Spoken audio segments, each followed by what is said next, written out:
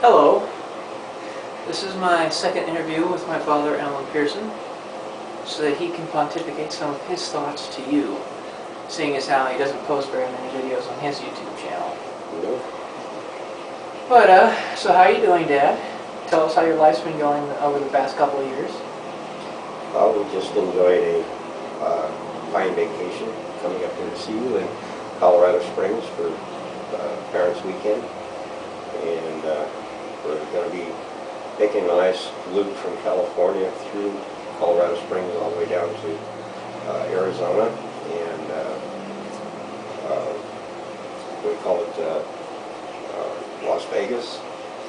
And see some places we haven't seen before. We'd like to see a little bit more of the Grand Canyon and possibly some sights to see in Las Vegas that we haven't seen before. We'd like to have you come along. Of course, you're still busy up here.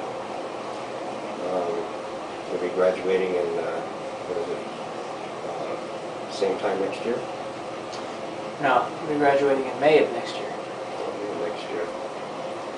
And what are you going to be studying from this point? What are your classes going to be? Oh, well, I'm studying electrical engineering at the academy, so by the time I graduate, they're going to send me to the Air Force Institute of Technology, where I'll end up getting my master's degree in electrical engineering as well.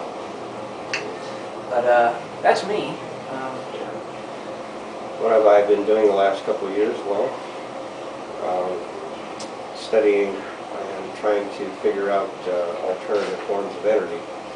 We're just getting tired of the economy getting worse and worse, and utility costs going up and up. There's got to be a better way. So if there is, it will be with privatized energy production. And we can do that. We just have to research it. It's not going to be given to us. Research it, produce it, and make it viable for home use. And eventually we're going to have that in our home, but we can put the time aside to make it happen. And that's what I've been working on for the last couple of years. Haven't got it yet, but it's going to be a while to put it together.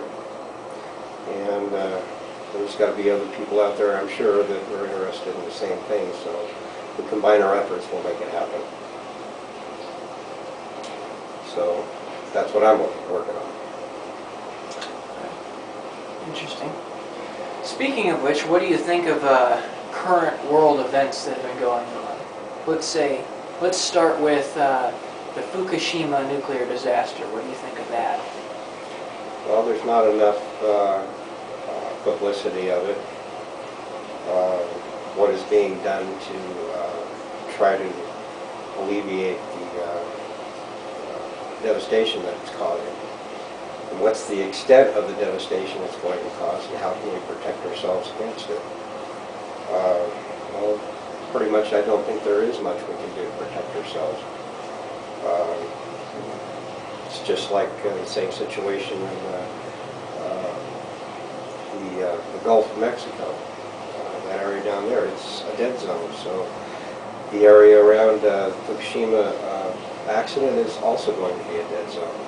How are we going to live in that area? How's it going to produce anything? It's not going to. I heard that it's contaminated for upwards of 20,000 years. Nobody's going to be able to live around it, and we wouldn't want to. And there's other areas like that all over the world that are not publicized. So it looks like we're being squeezed into a box. More and more areas are being made uninhabitable. The sea is being made uninhabitable with all the contaminants that are being pumped into it daily. So there's nothing we can do about it. We can't stop them.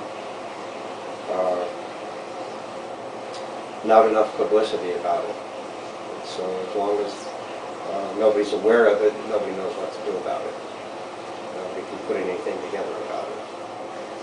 So we'd like to make people more aware of it so that solutions could be brainstormed and possibly alleviate the problem. Well, you're not going to alleviate the problem as long as you continue to promote the problem in the first place. Nuclear energy is not necessary. We don't need it. It's just a source and form of contamination, which is eventually going to destroy our living environment. We don't need it. But what we do need is a clean form, renewable form of energy to support our everyday needs. And it's not going to happen with nuclear power. So it needs to be abolished. That's my opinion on that. Speaking of which, with new forms of energy, what do you think of the ECAT? I don't know much about it. I would like to research it more and see if it could be made feasible for individual home energy production. Do you know more about it? I know some about it. I can explain. Okay. Well, it is a form of energy pioneered by an engineer in Greece by the name of Andrea Rossi, where it combines nickel powder and hydrogen with high pressure and room temperature. And in this fusion process, he doesn't actually know what it is, what actually happens. Copper is produced, as well as a gigantic amount of energy. At this point, the preliminary models, the prototypes, produce upwards of 8 to 30 times the amount of energy that you put into it. But it has the capacity, the potential in the future to produce upwards of 100 times the amount of energy you put into it. Does that ring any bells? Yeah, you brought up this interesting point. Fusion, what does it produce per se? You're combining these chemicals, and what is the end product besides the energy? Copper. Okay, so copper has a usable, so you're coming up with an end product of copper. Copper has uses in the electronics industry. So it's not actually a polluting energy source. It actually is a productive energy source. That sounds like something that should be looked at. Since copper has to be mined, nickel has to be mined too, but you're ending up with a new product. You're actually changing a chemical element, changing from one to another. That's interesting. Okay.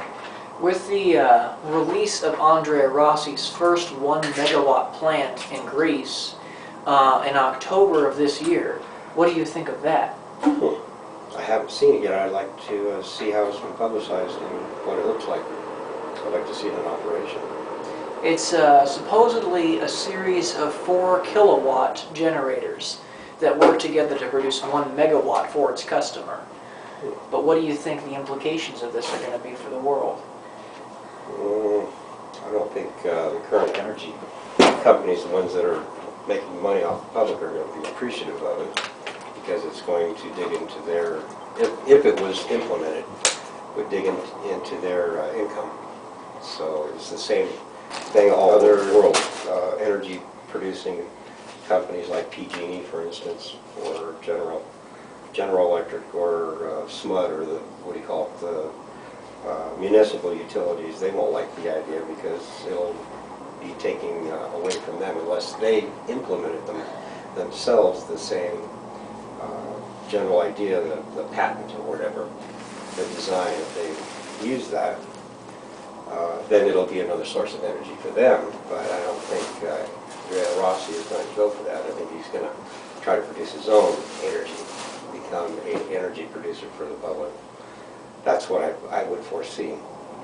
What do you think of the prospect that this energy device can produce 1 kilowatt hour for 1 penny, compared to 10 cents per kilowatt hour for coal power?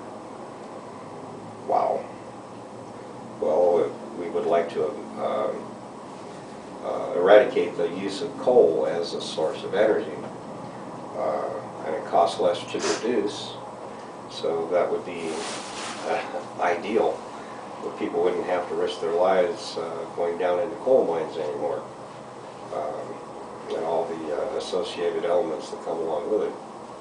Black lung, for instance, is something that destroys people's lungs over a period of time, having to be in that environment.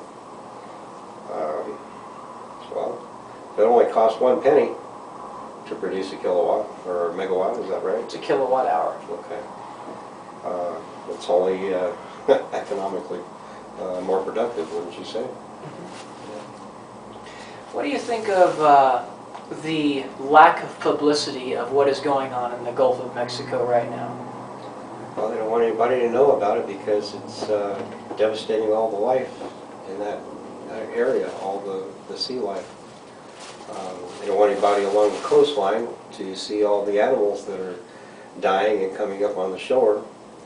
So, well, you can't cover something like that up for long. People are going to still notice it. It's just not being nationally publicized over the airwaves. We don't hear about it over here because it's not affecting us directly. But what can we do about it? We can't stop anything. The oil companies will continue to do what they do as long as it's profitable. And if that can be taken away from them, like Jacques Fresco has suggested, there will no longer be any need for the oil because there will be other sources of energy, a lot more feasible, efficient, non-polluting. And the oil companies, if they don't go that direction, they will lose their control over the world economy. That's just it. The world economy is run on oil, and until that changes, we're stuck. We need a resource-based economy over a monetary economy. That's what I see. Well, speaking of that, what do you think of the calamity around the world that's going on in the stock market? Well, we can't change what the money changers are working on. They want to be in control of the world economy, and the way they do it is the way they feed money into the system and then take it away so that they can own everything. And they're in control. There's nothing we can do about it.